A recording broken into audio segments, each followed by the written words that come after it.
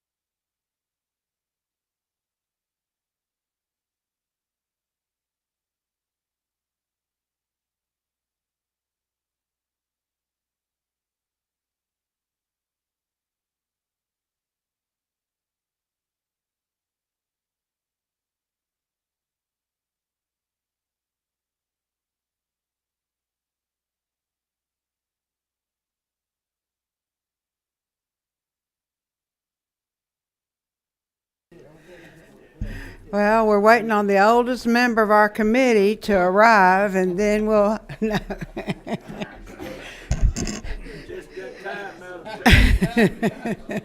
That's old growth timber. Yeah. Oh, yeah. Well, that's quality timber.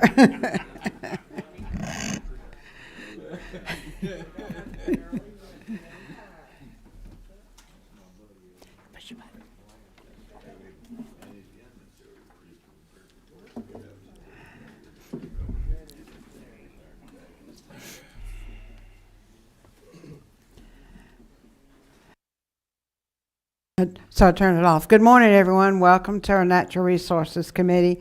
We have one item agenda that involves a bill, and it's kind of like a bad penny. It keeps turning up, but this time we think we're going to get it right. So, but we're going to open with a prayer first, then go to you. All right. Thank you. Number 25. Go ahead. Let us pray. Heavenly Father, this thank this day, Lord. Thank for all the great things you do, Lord. Just allow us to be your example. Allow us just to represent you each and every day in the work that we do here for the state and the people of the state. And Lord, just lead, guide, and direct us and be with our families as we are away. In your name we pray. Amen. Amen. And before if you'll go ahead, and I want to just recognize Lead Counsel Paul Higby. He's been with our committee on and off throughout the years. He's one of the ones who's been faithful to Lead Counsel forever and ever and has lots of institutional knowledge. So we're very lucky to have you back, Mr. Higby. Thank you. And then we have Nicole Chappelle and our two ladies in 228, Grace and Natasha. So let's begin today. We've never heard about this bill, so take a long time and explain it to us, please. I will be brief, Madam Chair, members of the committee. Last week we passed House Bill 53, but during the presenting the bill, we noticed that we had a date that needed to be updated, and the Rules Committee felt like since we had enough time, they wanted to send it back for us to do it in committee, which I have no problem with. And basically, we're working off of a sub. It's LC 442677S. And it's on our desk here. Okay. So And if you'll just direct us to the page. And line 38 on page 2, where it says owner after January 1st, 2025. That was 2024. We updated to 2025. It's the only change from the bill we passed last week. So if there's any questions, I would. Okay. All right. Stand. Let's see. I don't see any questions. I have one. If you'll state your name and ask your question. 26. Okay. Yeah, Representative Joe Campbell. I'll make a motion to pass when the time comes. It's the proper time. Do we have a second? Do we have any further discussion? All those in favor signify by saying aye. All opposed, nay. Thank you. We enjoy seeing you, having you on the committee, but maybe not on this again. Thank you. I will make sure this is the last time we see this here, hopefully. Thank you, Madam Chair. All right, then you get to go to the Senate, so that'll be fun. All right, thank you. So today, we're very fortunate to have two of our state agencies that come before our committee, their legislation. And they're both invaluable to the state of Georgia. And so I look forward to hearing our presentations. First will be Georgia Forestry Commission, and that's Tim Lattimore. And then secondly, Georgia Environmental Financial Authority. And by way of just briefing you on that, we don't ever hear much from you until our local governments want money. And so it is just the substance to a lot of what we get done in the state of Georgia. So, Tim, if you'll go ahead. Thank you. Thank you, Madam Chair, and I appreciate Representative Corbett yielding back the majority of his time back to my presentation. So, Chairman Corbett, thank you so much.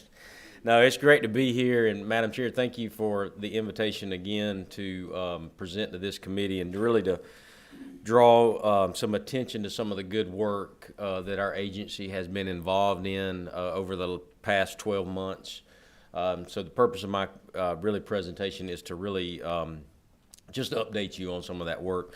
I will say that it's really appropriate that we're doing it this week. Just 2 days ago was Forestry Day here on the grounds. And I just left that event. I had the opportunity to participate in multiple events here on campus and then off campus around town. But with many of the constituents from around the state that forestry is important to. And the takeaway from me was I left just re-energized that the value and our mission is critical to the state of Georgia. And that community really depends on the work of our agency. And it was just it was a great time. I know I saw many of you attend some of those events. So I would say thank you for recognizing the value that the forestry sector brings to our state. And thank you for participating in those events. And it was great for forestry. It was great for Georgia. And it was great for our trees. So I'm going to try to go through this very quickly and then give time for questions. I find that to be really the most beneficial, is to give members the opportunity to ask questions. Madam Chair, I did not bring hard copies to the group. I hope that was okay. I did ask that it get emailed to this committee for you guys to have in your files there on your desktops. Certainly, if someone wants a hard copy, I will be glad to arrange that and drop that off at your office at any point. So, our presentation is should start shortly. it's loading up. Great. So, if it's okay, I'm going to go ahead and get going. So, 550 employees, hardworking Georgians that wake up every day, that take their job seriously. 109 offices around our state. So far in 24, we've our state has prescribed burned over 360,000 acres. I think you're going to hear Representative Chaz Cannon talk about prescribed burning either this morning or tomorrow in the morning orders. This is Prescribed Burn Awareness Week. Our state will probably get up to about 1.5 million acres by the end of the season, which will be sometime around end of April. We are in the throes of it right now. If you've been on the road, and as many of you have been, you've been traveling, you will see smoke in the air, but that is a tremendous value to landowners. It's a great tool to improve wildlife habitat, reduce the risk of wildfires. I'm convinced we don't have wildfires in the U.S. South because we do so much prescribed burning across our landscape. And we thank you for your continued support for landowners around our state to be able to prescribe burn. I am actually leaving here today and going to be in Swainsboro assisting one of our offices doing some prescribed burning. So if anybody wants to go with me, come on, we can all ride down together. So I'm pretty excited about this afternoon. So far, we've serviced about 2,500 landowners with fire breaks and burn assistance. This is interesting. 274 of our personnel have been on 31 out-of-state assignments. And I want you, some of you that may be new to, some of you probably are very familiar with this, but we have troughs and peaks with our activity in our state. Wildfire activity in the summertime here is generally fairly low, high humidities, green up, fires just don't burn very rapidly. That gives us the opportunity to go help our neighboring states all across the country when they are actively having fires and wildfires. And so really proud of that. What we get out of that is we get them, they go get experience, and they bring that experience back to us. And what's so critical about that is that 74% of our employees now have less than 5 years of experience. So it's just great opportunity to get some training, for them to get some experience. The other thing that happens is that they get an opportunity to earn some extra cash in their wallets. They get paid by the state or by the U.S. Forest Service where they're going for their overtime and for their workload that they accomplish there based on the qualifications that we train them up to here in the state. So really proud of that. I'm excited that a lot of our folks take advantage of that. We have had 1,220 wildfires this year. Really the main activity was up in northwest Georgia, and I don't know if anybody, I'm trying to see if anybody here, this was almost up into the state of Dade. Does anybody represent the state of Dade County? Sorry. Dade County and up in the very far northwest, very tough terrain, rocky outcrops, just hard to deal with. It went on for about 3 weeks, and believe it or not, we had an issue with arson. I know we don't think about that, we don't hear about that often, but that happens in our state. Those fires up there for about 3 weeks cost us as an agency about $254,000 to contain. But our folks are world-class rock stars, acted like true professionals in that environment, and was really proud of the work we accomplished there. Not going to spend any time on this, but these are important to me. Our employees hear this all the time. These are our basics. These are our fundamental. We do things with integrity, respect, and equality. We use facts to drive our decisions, and we're trying to create a culture where we can feel responsible for our own success. And I think that 274 individuals taking those opportunities to go on Western assignments is a prime example of that. Agency's number one challenge, y'all have heard me talk about this previously. We're making really great strides in this area, and I just want to spend just a second to talk about this slide. And really the support that we get from this body and the support we're getting from the executive office, the governor's office, has made a tremendous help with compensation. That's part of the equation. I think that's important. We've got to have a fair wage. People have got to be able to support their families and make a wage that is livable. But we've done other things in our agency which we believe has supplemented that, partnered with the work that you guys have done here with doing those kind of things to really create a culture where people want to come to work and they want to be a part of us. We've done a career ladder for our wildland firefighters. The COLA increases have moved our starting salary for our wildland firefighter. Representative McDonald, when I joined here, we were at $30,000 for a wildland firefighter. You know how difficult it is to be a wildland firefighter. We've had those conversations and how challenging those conditions are. I'm proud to say now with the 4% raise that you guys will be talking about in the big budget, we'd be around 42. That's meaningful. That's a big deal, and we're certainly appreciative and grateful for that. Incident payments, that 274 individuals going out. When I was here, when I came here, there was a legacy issue in our organization where it could be sometimes upwards of 9 to 12 months before those employees were compensated, because we had to recoup the cost back from those other states paid us, and then we paid the employees. We're committed to manage. It's just a cash flow thing. We manage the cash flow in a way that we pay our employees within 30 days. I'm proud to say about 98% of our employees do that. Within 30 days, they get paid for those assignments.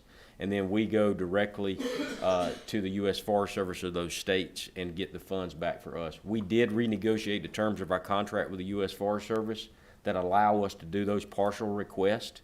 So that was very helpful for our agency, and I think that's also increased the interest of our people wanting to go out on those types of assignments. We've done an enormous amount of work on job efficiencies, reducing redundancies, going to online reporting, just making life easier for our employees. And then one thing I'm really, really proud about is our present and responsive leadership team. We've made a new hire in our HR department. I have a new deputy director that came to us from an external agency down in Florida. Tremendous amount of fire experience. We have a new forest management chief. We have a leadership team that's bought into those values that I just presented on the previous slide, and I think that's driving a lot of change and a lot of positive change in direction for our agency. I would just point out in FY22, you guys have probably already seen this. I'm reluctant to talk about this on a lot of fronts, but I think it's just a great story that we need to talk about, and that's our turnover. In FY22, our agency for rangers, wildland firefighters was at 27%. We now are at 8%. Our foresters were at 18%. We now are at 3%. I'm not boasting about that. I say this in the most humble way possible. Because I know the risk of talking about that.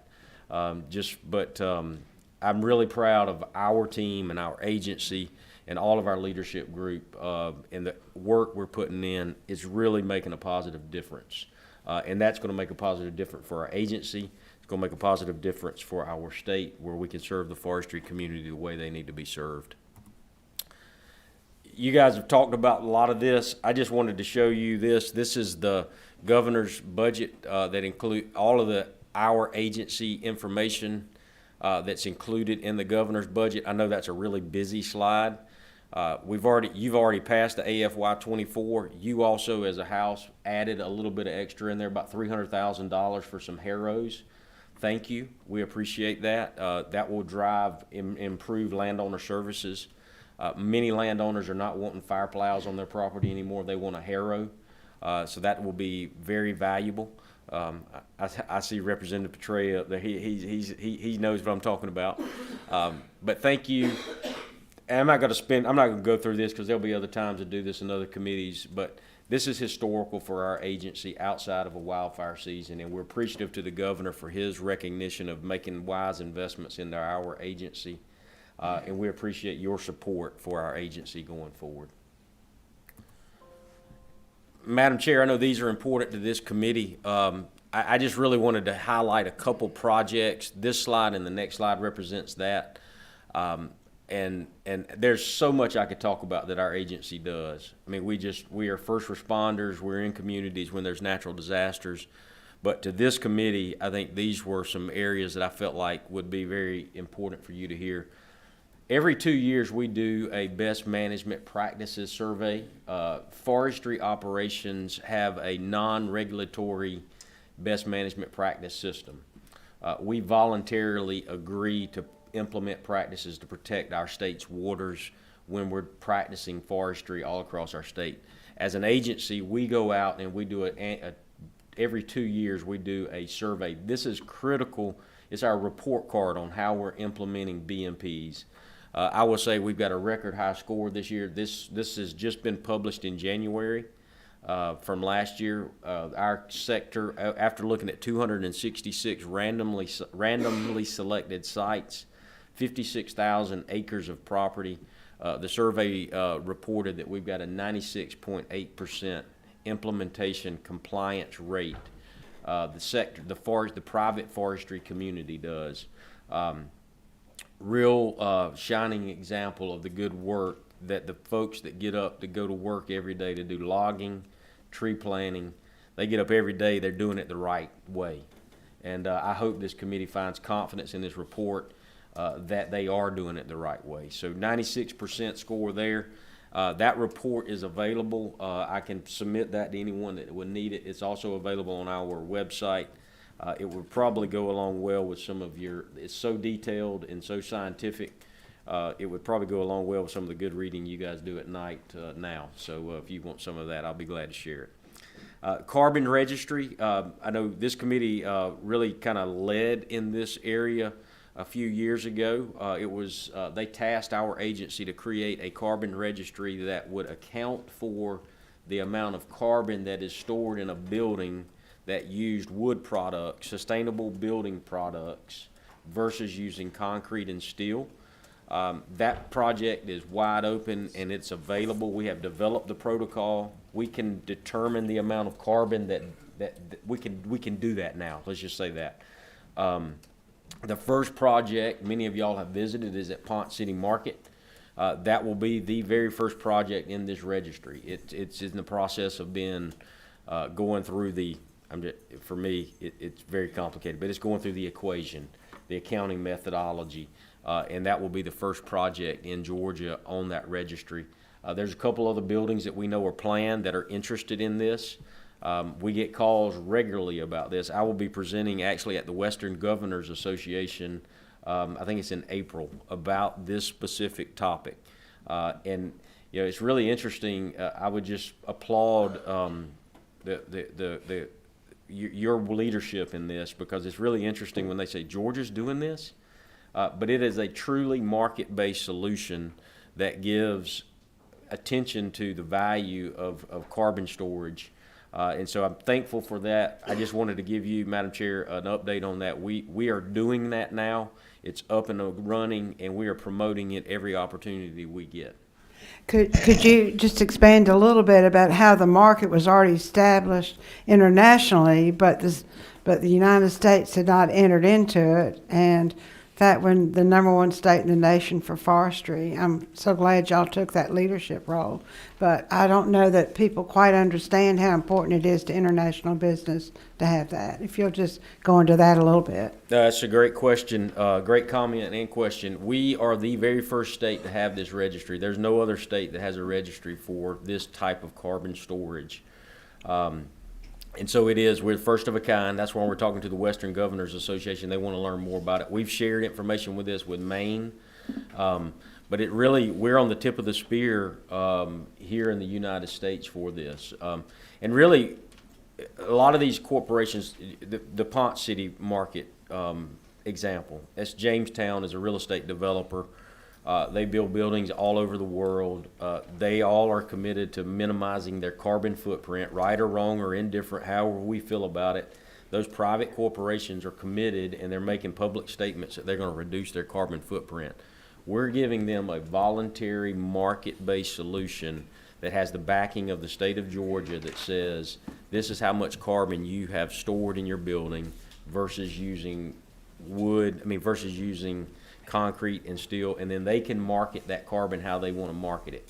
We don't do that. We're not responsible for it. We're just quantifying it. We hand the credits back to Jamestown. Jamestown can go sell them to Representative Wiedauer if he decides he needs to buy them to offset his carbon, or they can keep those credits, and they can just tell the community that these are the amount of credits that we've offset of our own emissions as a company. Like I said, we're the first state in the union to do that. There's a lot of attention now looking at it nationally. Can there be a national protocol like that could be modeled after Georgia? So we continue to promote it and continue to talk about it. So you're exactly right. It's innovation. Really, we're in the middle of it. Innovation. So absolutely.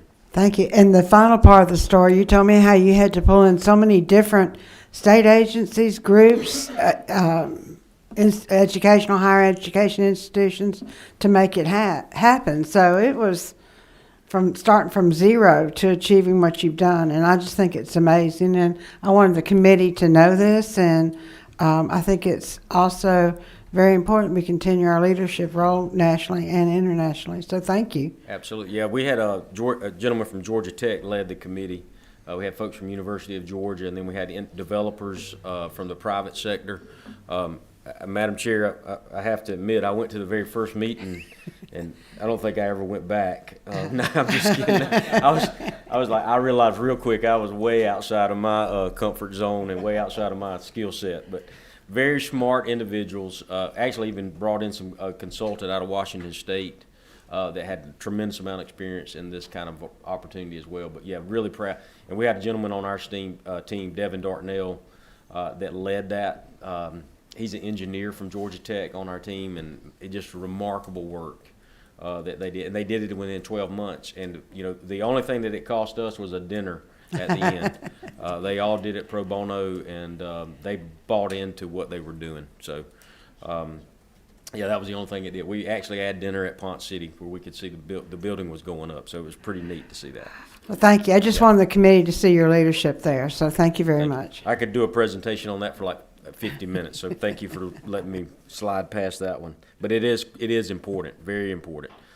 Trees Across Georgia, I just want to make mention, our agency, through the federal programs that came through infrastructure and the BIL, was awarded about $9 million for urban and community forestry.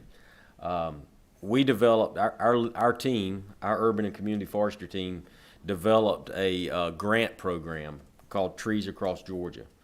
And through that grant program, we've allocated over $6.7 million to urban communities all around our state, small, medium, and large communities.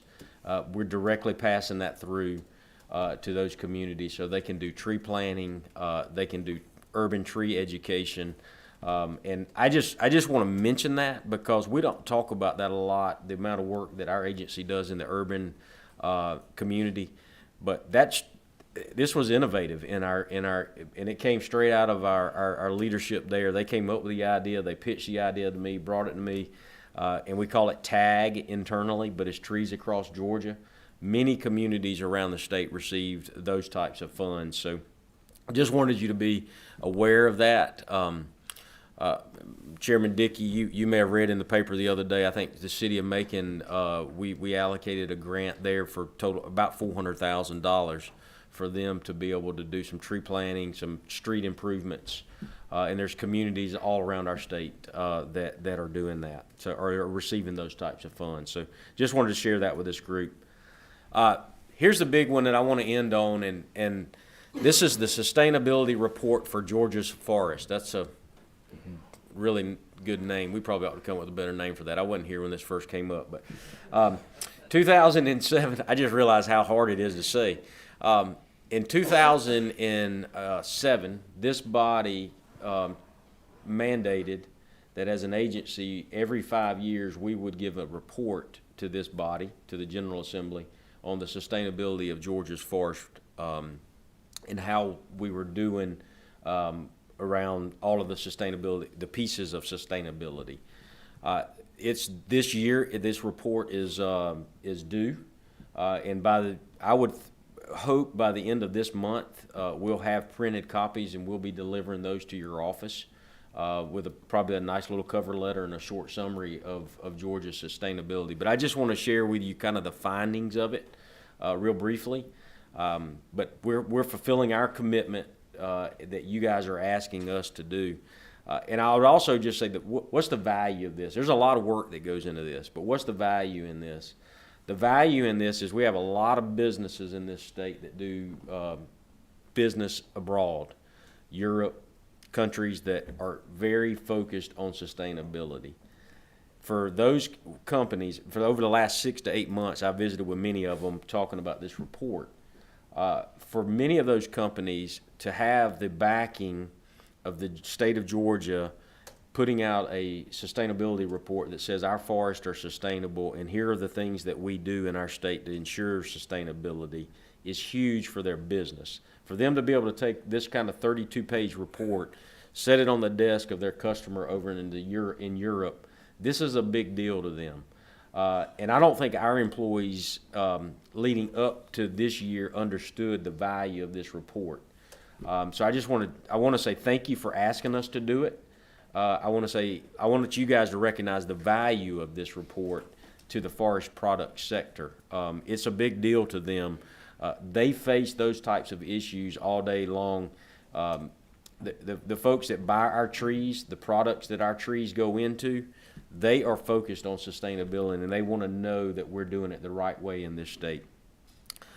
We have 24 million acres of forest land in our state. There's 104 of our 159 counties that have at least one primary wood-using mill.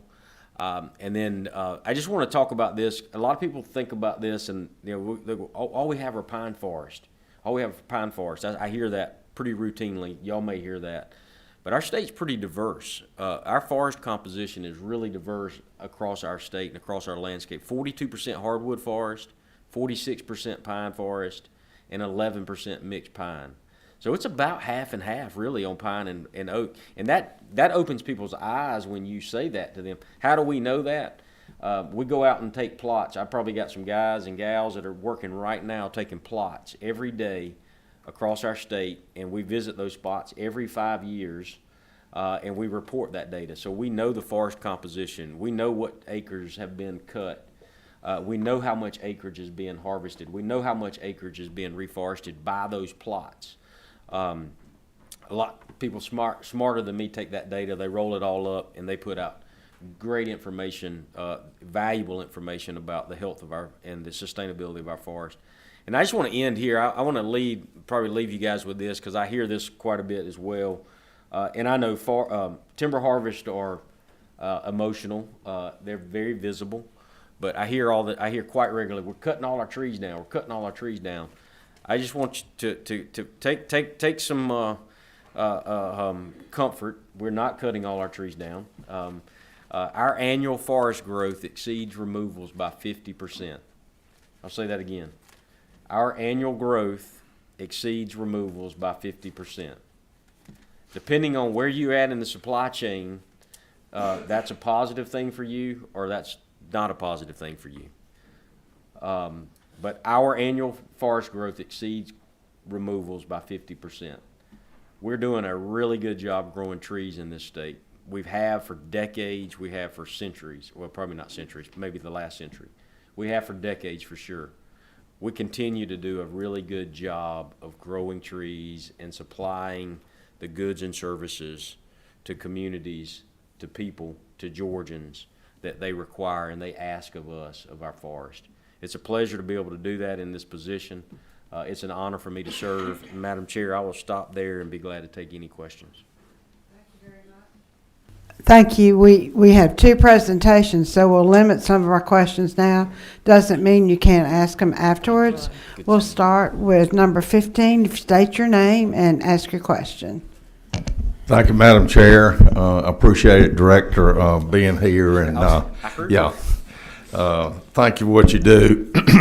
I just want to tell the committee, it's great to hear all of what you're doing in your at the Georgia Forestry Commission, and it's not just about running bulldozers to put out fires. And this is a great presentation.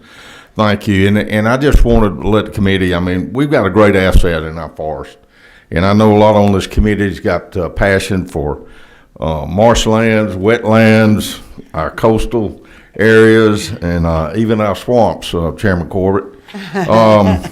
But our forests are is absolutely our largest great natural resource in this state, and I just hope we can do in this legislation all we can do to keep it competitive, so we replant those forests. I know it's getting very difficult, rate of return on growing timber in this state. You cut a forest, you pay federal taxes, you pay state taxes, you even pay a local county severance tax, and then it's huge cost of reforestation, and then you wait another 15 years to harvest if there's a market for those pulpwood. And so anything we can do on a state level to try to reduce some of those costs, and I know we got a bill and looking at some tax issues that I hope this committee supports, because long term, if our forest growers are not competitive and good rate of return on their land, those forests won't get replanted. And so thank you for promoting that and pointing that out to this committee.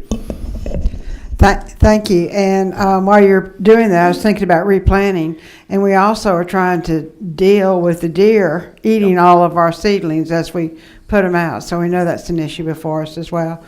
Number 18, just state your name and. Representative Jesse Petrie, thank you, Chairman. I have a comment and then a question, but first I have to piggyback on what my good friend just said, Chairman Dickey. So, I hear a lot of folks comment about cutting trees and what it looks like after, and they don't understand. They tend to be more urban people, but the reason 2/3 of this state is in standing timber is because we have a forestry industry, and it's urbanization that threatens that, not the timber industry. And so we have to keep saying that. And of course, the viability of that industry depends on a lot of things Chairman Dickey just spoke to. Director, a couple of things I want to say. First thing I have to do very quickly is just tell you I really appreciate your staff. Brandon Davis down in Stapleton has been exceptionally helpful to me for many years now. And he is one of your best, and I appreciate them. I want to ask you about burning. I burn religiously every year. So you mentioned, some great figures about volume. Tell me about how the trend on acres burned in Georgia. How is that trending? So we're burning a lot of land. It looks like we're going to burn 1.5 million acres by the end of the season. Mm-hmm. So how does that compare to last year, to 10 years ago?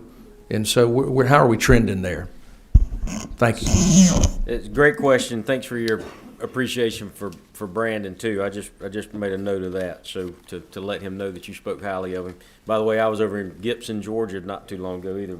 Many people don't know where that is, but yep, I know. I was there last Thursday actually. I would like to probably give you that information in a chart. We have that. I don't have it, but the trend's been fairly flat. I know since I've been here in the last 3 years, we generally do about 1.5 million acres a year. Our agency generally is somewhere in the neighborhood of about 160,000 direct assistance, 150 to 160. But I would ask that I be able to share that with you in a chart, and I can drop that off by your office or share that through. I think, yes, the committee would like that as well. Yes, thank you. I'd rather do that than just off the cuff, if that's fine. But it's fairly flat. Thank you. And number 12? Thank you, Madam Chair. Representative John Corbett. Thank you, Director, for the presentation. You mentioned the mass timber building at Ponce Market. I got to take a tour of that the other afternoon, and I'd encourage everybody on the committee to take some time, go down there and look at the building and actually see a mass timber building. And I think what was really caught my eye, and if you could just tell everybody on the committee where the lumber came from in that building, first in the state to do so. Thank you, Chairman Corbett. That I can't believe I didn't even include that in my original remarks. So thank you. That's a Georgia-grown building. That will be the first one in Georgia that's made out of southern yellow pine. We have a couple other mass timber buildings that are here in Georgia, but they use Austrian lumber. I don't even know where that is. Representative Wiedauer, just somewhere. Austria, I don't even know where that is. But it's Austrian lumber. This lumber in Ponce City is southern yellow pine grown out of southwest Georgia, and it was milled in Albany. It was manufactured, unfortunately, over in Dothan, Alabama, but it's and then it came back to Atlanta to be assembled into that structure. So we don't have the assembly plant here in Georgia yet. That's the one piece we don't have, but we work daily on that. So, but yeah, great point. It's great Georgia trees. I'm already picking up vibes from the committee about road trip to see the Ponce City Market. So that we might be pursuing that as well. Thank you so much for your presentation. The other thing I want to add, I live in a suburban part of Atlanta area now, which I'm hesitant to say. My community is Noonan, Georgia, but I counted one day in my yard. I have about 50 hardwood trees. I'm lucky to live on an acre. I don't mind the leaves. I don't mind the cleanup, and I don't mind what's considered a neighborhood messy fall, but I hope the trend of homeowners is to do their role if they have enough land to plant a tree or two. So thank you for that. And thank you very much for your presentation. Thank you. Up next, now we're going to find out how to fund everything.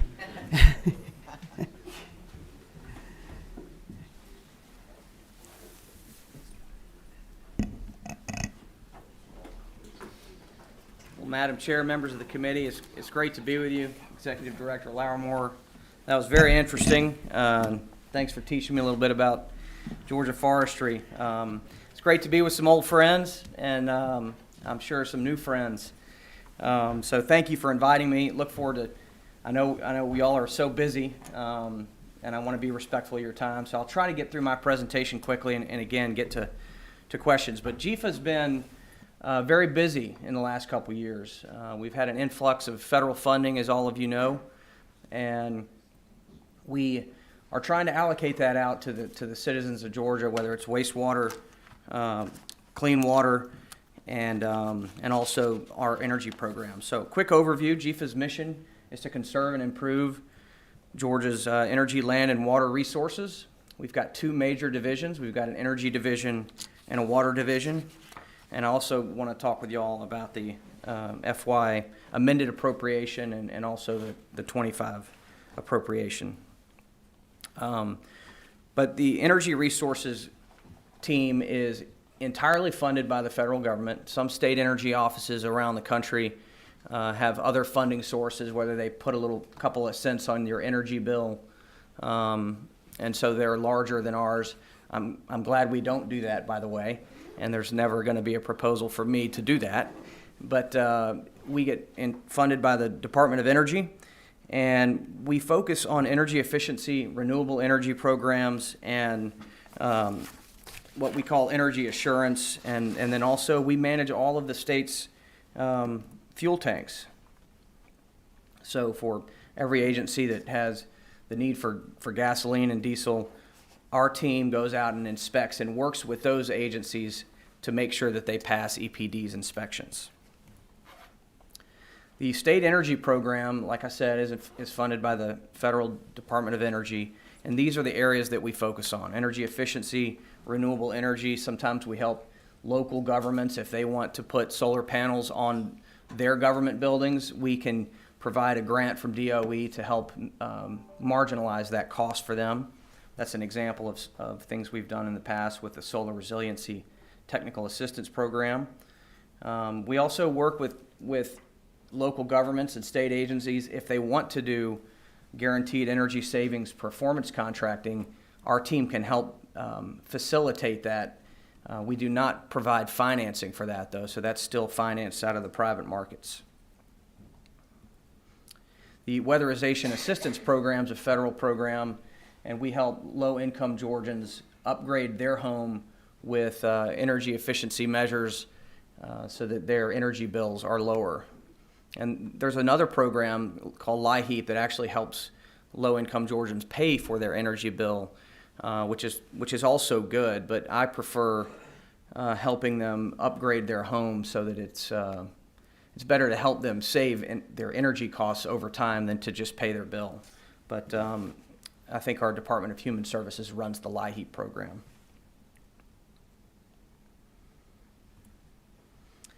The Energy Efficiency Conservation Block Grant is a new program, and we are primarily focusing on our more disadvantaged communities. There's not a ton of money in that. There's about $2.5 million appropriated for that, and the appropriate uses would be for a local government to do energy conservation planning, to do energy audits, energy efficiency retrofits, and renewable energy on government buildings.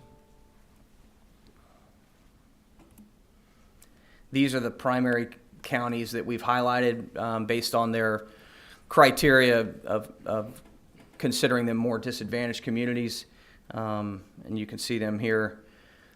We're going to be doing $150,000 grants for this program, so they're going to apply if they want to pursue that, and we'll be able to do about 15 of those.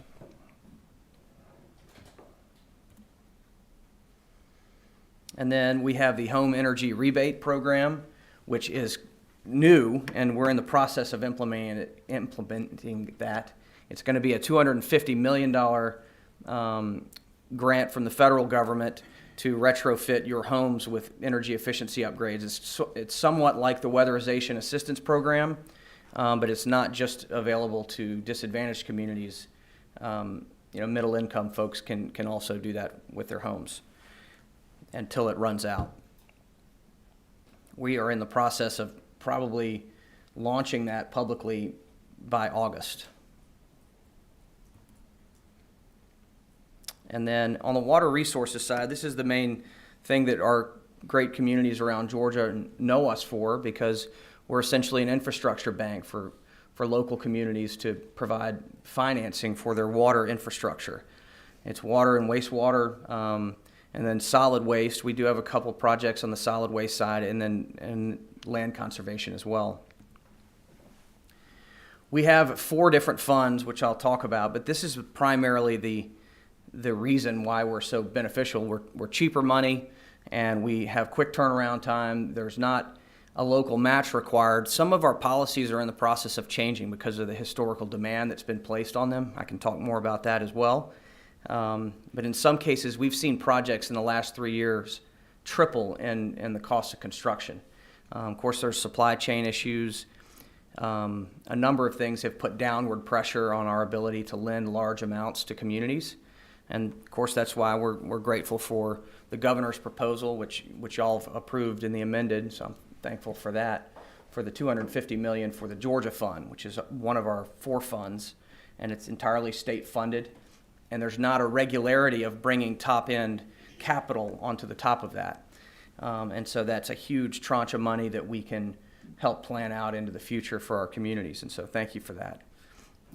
The 2 federal programs, they call them the State Revolving Fund. There's a drinking water fund and a clean water fund, and they get funded every year by the federal government, and we anticipate that would continue. There's usually bipartisan support for the funding of the SRF, and then we ask y'all for a state match in the form of, traditionally it's been a bond issuance to match that 80% funding. So, 50 million, well, put your thinking cap on, what's 20% of that? I can't come up with it immediately. But that's around what it was last year. The difference is the Georgia Fund is a little bit easier for communities to wrap their arms around because there's no federal requirements. These are some of the old limits, and we're in the process of changing it. The Georgia Fund limit was $3 million per year per community, and these are waivable by our board if there's a specific need, and we prioritize economic development, obviously, in this state. So if there's a key economic development project, we can go higher than these limits, but these are generally the limits currently. But if we get approved for the $250 million, the Georgia Fund limit will rise.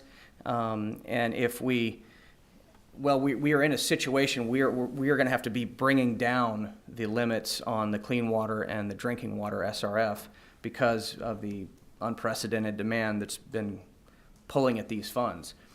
Traditionally, we've had a lot of cash in our balance sheet, and we've been saying yes to so many loans to help so many communities that we're starting to draw down our cash position because our loans go out over a 2.5-3 year period in terms of the construction project, and we don't see that money coming back for 20 years in terms of repayments.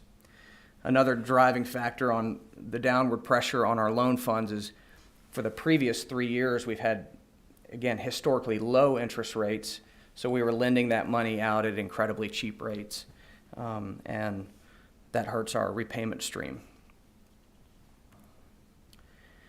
So one of the SRF key things, and this is why we were built in 1986, was to help smaller disadvantaged communities. We are not primarily built to help City of Atlanta and all of the growing suburban communities around Atlanta. We are primarily built to help those that do not have access to traditional capital markets. And so the federal government asked us to come up with 3 criteria to determine the disadvantaged nature of a community, and we have 10. We thought that 3 was not good enough. So we have a very robust way to determine whether a community has trouble with their financial capacity to get private capital. So this is it right here, and we rank every community in the state of Georgia. So every one of your communities that does a clean water or wastewater treatment plant or a drinking water plant, we have a number on them, and we are going to continue to lend and primarily focus our lending to those communities with the highest disadvantaged score.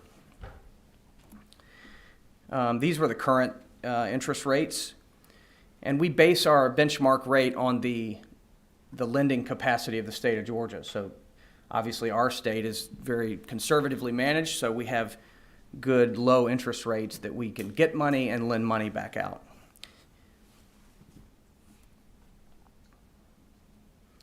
The federal government changed the rules around lead pipes, and they have given us all I'd say a partially funded mandate to replace all lead service lines around the state in the next 10 years.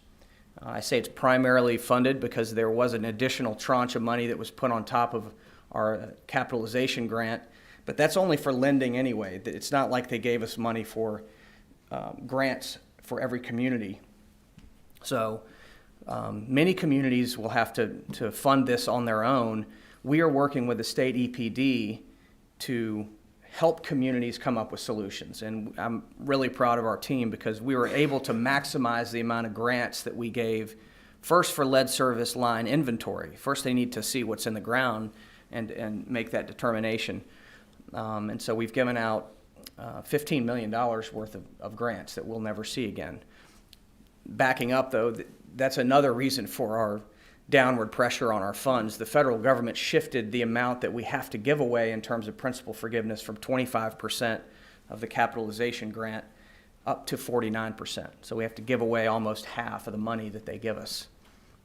Great for communities, but we got to manage the life and health of our funds long term so that we can continue to be a benefit for Georgians out into the future.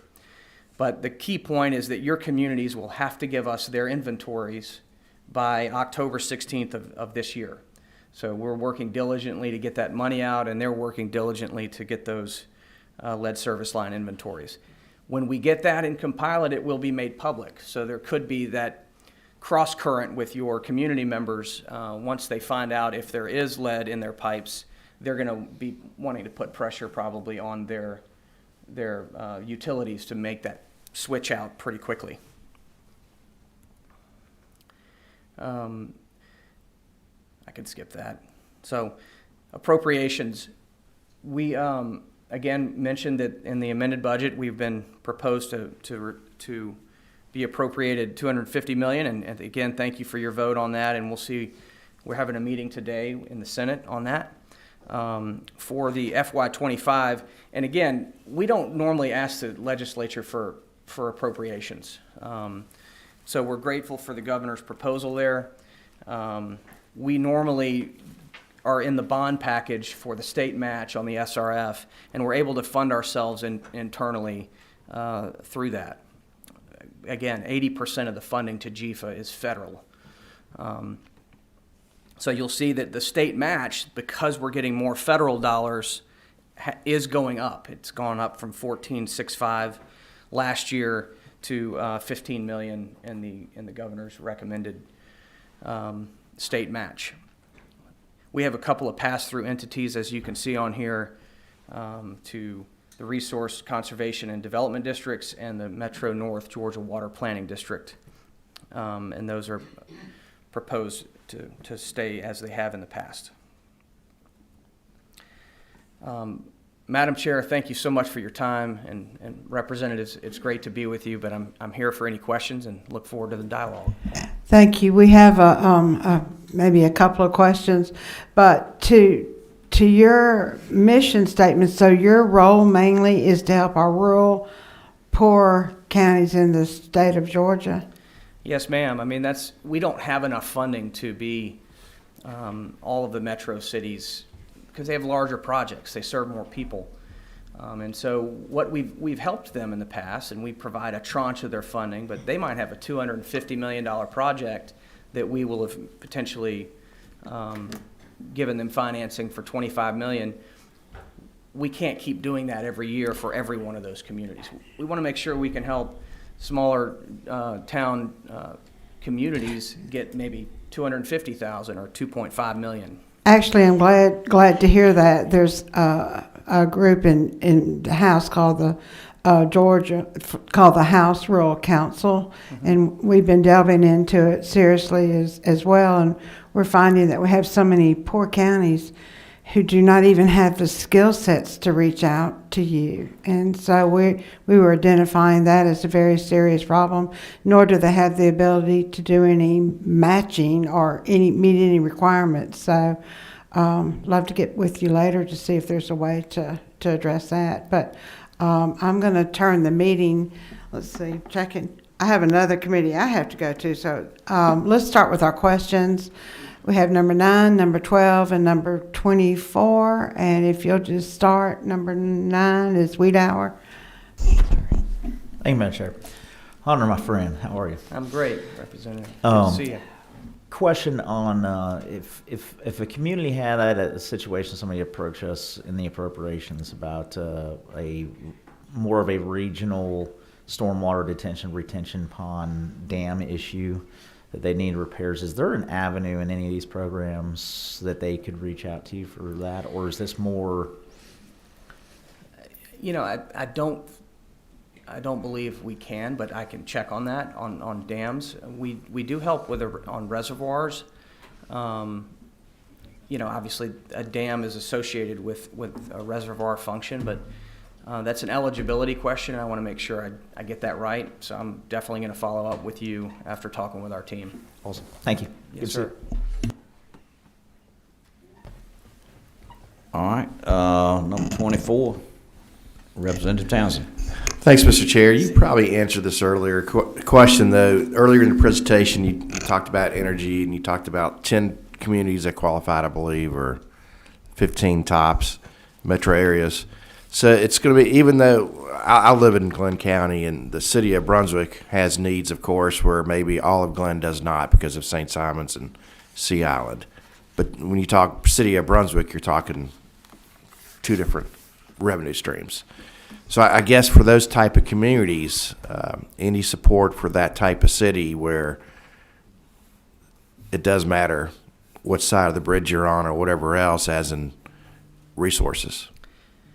Yes, sir. It's a great question, and we get this question sometimes. You know, when we look at our math and the way we determine the disadvantaged nature of a community, sometimes communities that have large swaths of poverty, but they're large enough to look like they have resources, that creates frustration for those communities. And it sounds like maybe that could be the case with Brunswick.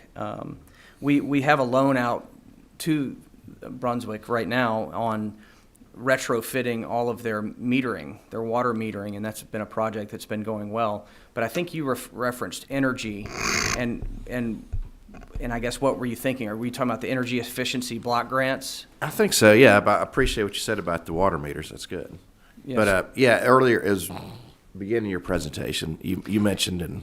Yes, we got a federal grant of $2.5 million for energy efficiency block grants, and we highlighted the communities that we have determined through our scoring that are eligible for this. And you can see, you know, naturally Glenn's not eligible, and I think that's what you're highlighting, because Glenn would be considered a more prosperous community based on our criteria. And you're making the very good point that not all of Glenn is equal in that regard, and that makes a ton of sense. And this is our first tranche. We want to make sure that we're prioritizing these communities, and if there's not enough pull on the demand, we can expand it. But we've gone by county here, and the cities within those counties. We might need to relook at it, but again, $2.5 million that's a small number. Doesn't go far. Yeah. And so we just have to be careful with how how much we can promise out there versus what we can deliver on. Thank you. Yes, sir. All right, thank you, Representative Townsend. Now we've got two more, Representative Corbett, and then we're going to do Representative Davis. So, Representative Corbett. Thank you, Mr. Chairman. Thank you, Hunter, for the presentation. You was talking about the lead service lines and the Yes, sir. program you had there to help, I guess, the water systems, whether they're public or private, replace the water lines. In my experience, and I used to own a water system, that ends at the meter. From the meter to the house is the homeowner, and that's normally where the problem is now, from the meter to the house, which the homeowner is responsible. Is there something for the homeowners? Most of the time, where the lead pipes are older neighborhoods, and There's been a lot of debate within EPA as to when this ends. This goes all the way to the private property. We're not going to go, well, we didn't want to go inside the house, but the EPA might make us have to go onto private property. But there is not currently funding that I'm aware of or that we have that will help the issues that are inside the home. Because to your point, that's where a lot of the problem is, and oftentimes people test the presence of lead in their water by turning on the faucet, and if that faucet has been stagnant and not having running water through it, then you're going to have a higher rating of lead. So, you need to turn it on for a minute, let it run through, and then test it. But it is an issue for people that have actual lead inside of their building. All right, thank you, Representative Corbett. Representative Davis. Thank you. I just want to clarify. You said that you was prioritizing disadvantaged communities in rural counties primarily. Yes, ma'am. Are there any disadvantaged communities in urban areas that qualify for the funding, your funding, and if it does, what is the primary area that they collect? Once again, Representative, it's a great question. It's similar to the Glenn County issue that we talk to larger communities, DeKalb, Atlanta, Clayton, Gainesville, who say there's aspects of our community that are disadvantaged, and yet we don't have access to any of that money because we're considered a large, more well-off community. So it's a challenge, and it becomes a challenge for that utility because they just have to manage their cash flows in such a way that they would have to solve this issue, usually not by our financing. But again, we've helped larger communities, and but we just need to be careful for the long-term health of the funds going forward. But there's not a way that we can take an entire system and say, well, the pipes and the buildings or whatever in this area we'll focus on because we see the system as a whole, if that makes sense. All right, thank you. It's been good conversation, two great presentations, and we really appreciate what you're doing over there, Mr. Hill. Thank you, Mr. Chairman. Anytime that we can help you, don't hesitate to call on us. Hey, we had a great crowd here this morning, too. I counted 19 people in here for an 8 a.m. meeting, so that's pretty strong. All right, look, y'all go out and have a great day, and look forward to our next meeting. Thank you. Thank you, Mr. Chair.